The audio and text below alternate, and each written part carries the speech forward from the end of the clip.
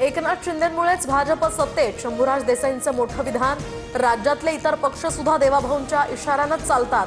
या लोढांच्या विधानानंतर महायुतीत खटके.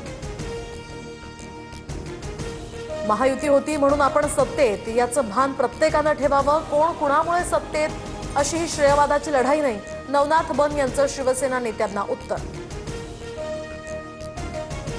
कोणत्याही परिस्थितीत मुंबईचा महापौर भाजपचा करायचा, असा दिल्लीतील आकांचा आदेश. वडेट्टीवारांचा आरोप. महायुतीतील सर्वच पक्षांचा मालक एकच, विरोधी पक्षनेते पद द्या, अन्यथा उपमुख्यमंत्री पदही रद्द करा. उद्धव ठाकरेंचा हल्लाबोल. मुंबईच्या चुनाभट्टीमध्ये ईस्टर्न एक्सप्रेस हायवेवर आंबेडकर अनुयायी आणि पोलिसांमध्ये वाद. दक्षिण मुंबईमध्ये परवानगी नसल्यानं रिक्षातनं आलेल्या अनुयायांना अडवलं. 2 तासांनंतर पोलिसांनी रिक्षा सोडल्या. आंदोलन मागे. पुढील महापरिनिर्वाण दिनानिमित्त आणि त्यापूर्वीच इंदू मिल स्मारक पूर्ण करू, मुख्यमंत्री देवेंद्र फडणवीसांचं आश्वासन.